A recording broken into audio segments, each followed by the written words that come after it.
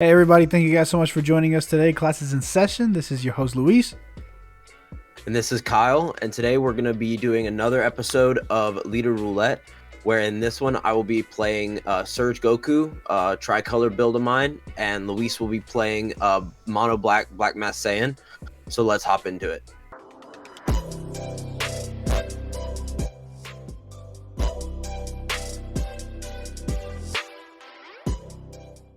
Thank you guys again so much for joining us today. And what is this, our second episode, Kyle? Yeah, it's actually episode number 2. Episode number 2, Leader Roulette. And just a quick reminder again, we're going to go over a couple of the rules first. Kyle and I are just going to bounce back and forth with these rules just so we can get the gist. Right now, what you're seeing on the screen right now is us looking at the leaders that we got a chance to pick from. So basically, Kyle and I put every single leader in Dragon Ball Super into a randomizer, except for band leaders and except for Reboot Gohan, because our matches will be best of 1. Yeah,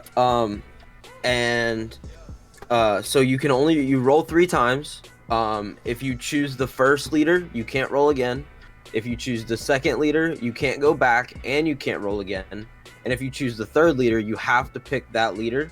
You can also use Shenron's Lair, DBS DBS decks, Apex, TCG Player, or the card site to access the card pool.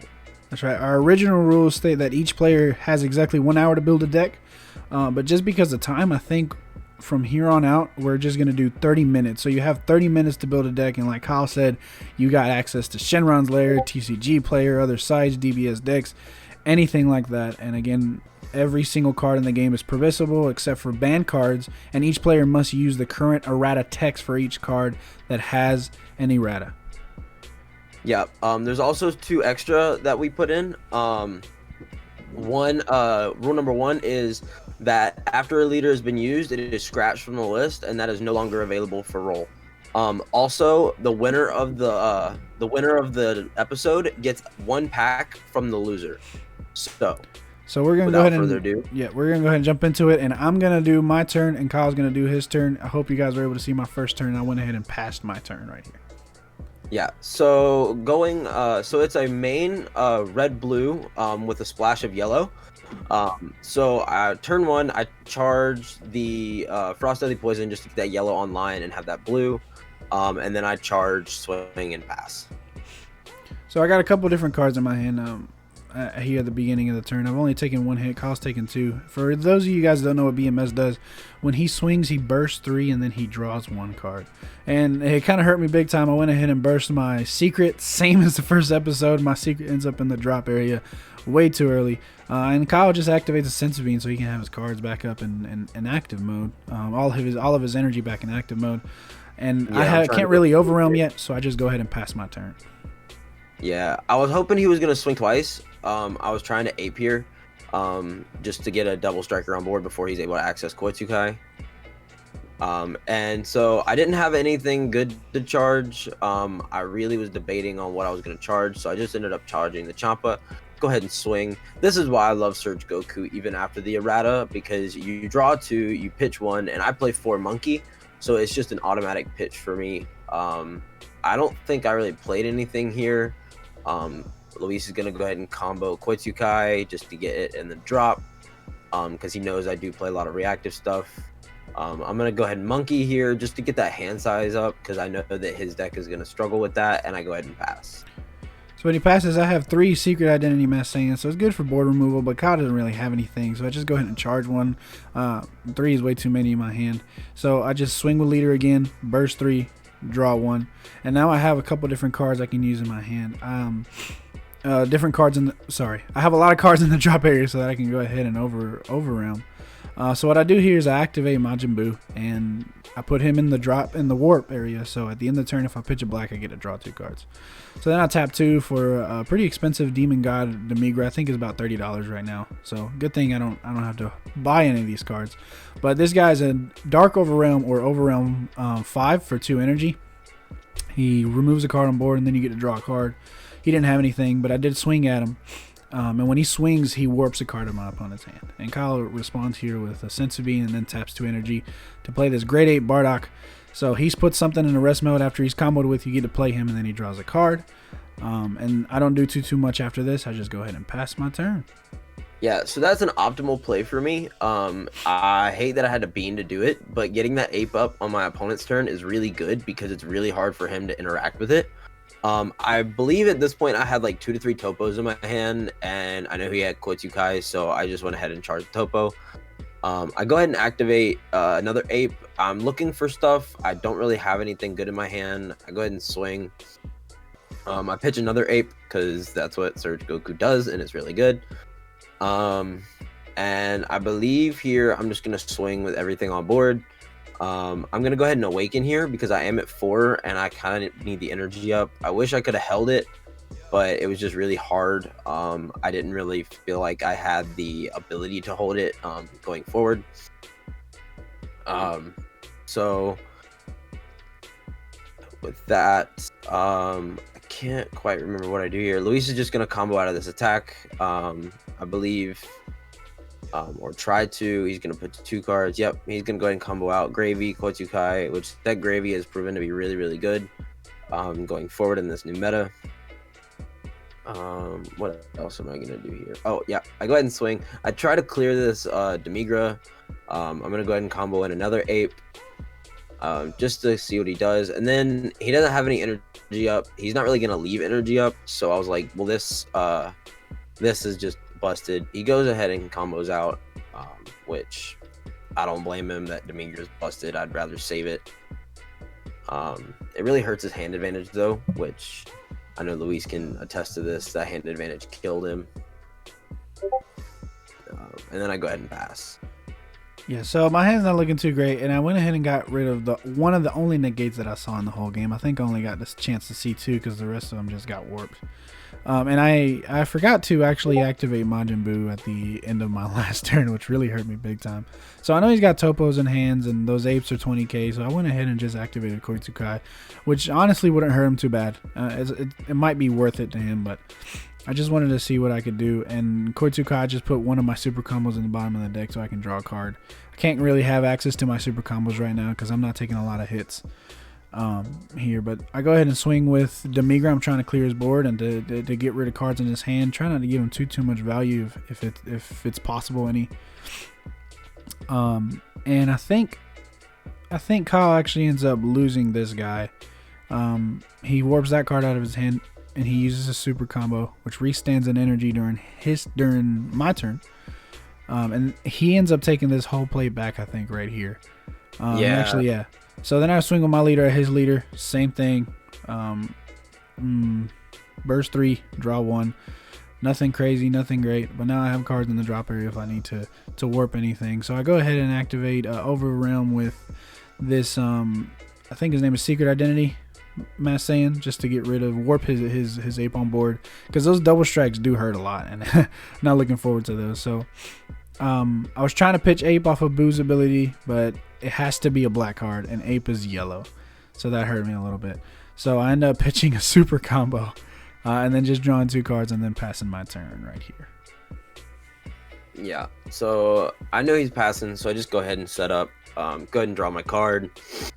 I believe I charge a multicolor card here. It tapped. I just didn't have anything better to charge, and I was like, well, he's not really going to be doing anything. I do have 2 blue open. I knew I had a bean in hand, so I was like, you know what, it's okay. I go ahead and swing here. I'm mainly, I probably should have held this for a better time, but I had it in hand, and I was like, you know what, he's gonna take it. That takes away 2 cards out of his hand. There goes a negate. Yep, I go ahead and play Basil here just to get another draw. I know I can't really do anything with it because he doesn't have 5 tapped, but it's really a threat that he has to face. So I was really struggling to figure out what I needed to do here, and I could be wrong, but I may have taken back this charge. I can't remember right off the top of my head, because I kind of do want the Unison on board. The Unison's really helpful. It puts cards back in my drop area, it puts cards from my warp back into my hand. So it seems like I didn't take it back. I went ahead and swing with Demigra again because I wanted to see what he would do. And if I'm not mistaken, he negates with Topo. That's right. He negates with Topo. He had a couple beers, no holds barred in his hand. He told me it was clogging up his hand.